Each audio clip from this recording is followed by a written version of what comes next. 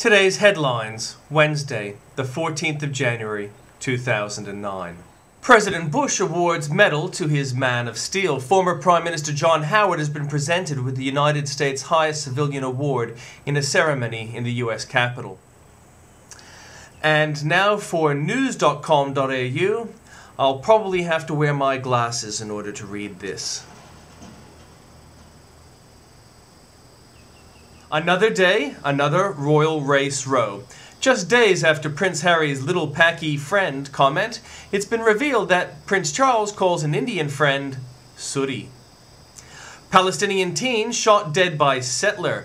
A 15-year-old Palestinian boy has been shot dead by a Jewish settler in the northern West Bank. Palestinian Emergency Services and Israeli police say. Israeli police spokesman Mickey Rosenfeld said the gunman from the nearby settlement of Emmanuel was believed to have opened fire after his car was stoned.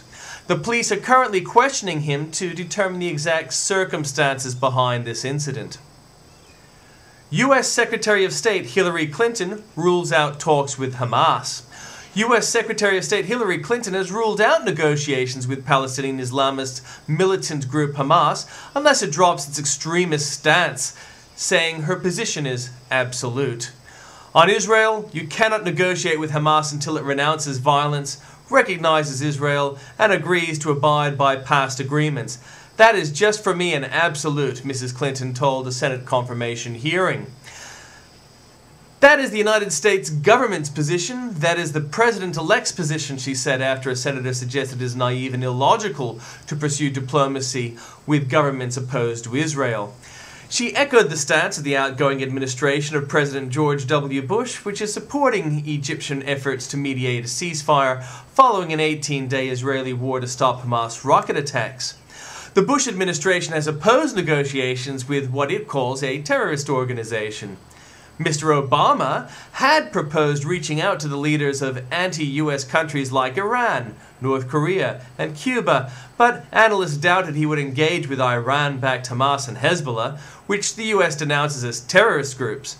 During her confirmation hearing, Mrs. Clinton said the new administration will try a new approach towards Iran by engaging it diplomatically. To read Tim Blair's comments, I'm going to have to wear my glasses.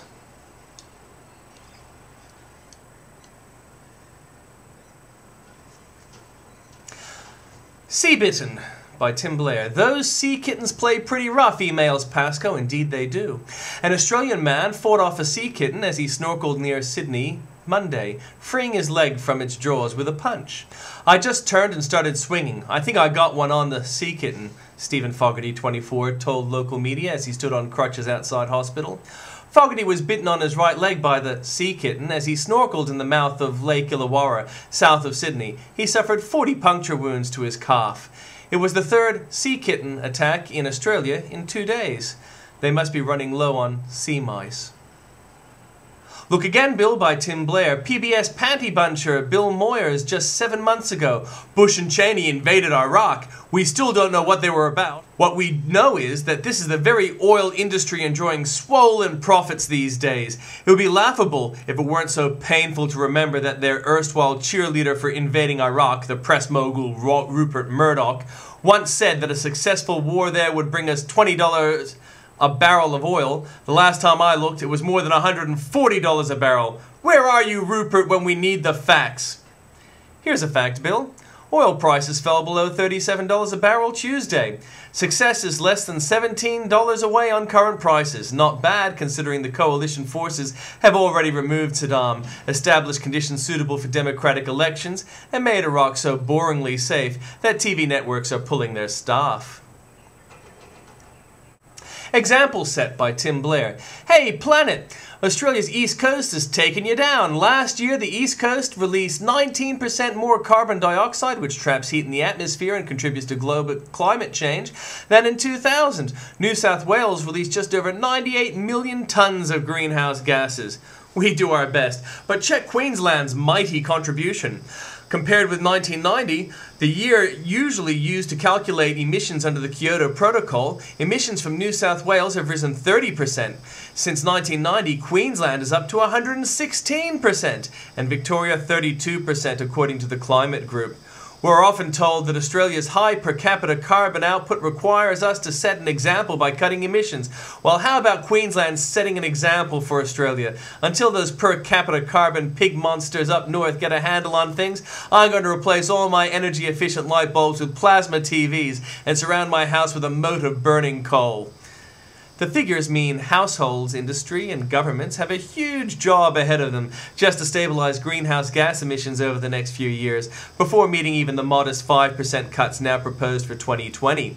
Not a chance in hell. And what about the sacred protocol? According to the Kyoto Protocol, Australia is able to increase its emissions by only 8% above 1990 levels. Based on the eastern state data, Australia will unlikely reach that goal at the end of the reporting period, which is 2012. I blame Queensland bloggers and their earth-wrecking Google searches. On that, incidentally, Google denies the science. Red Hot by Tim Blair.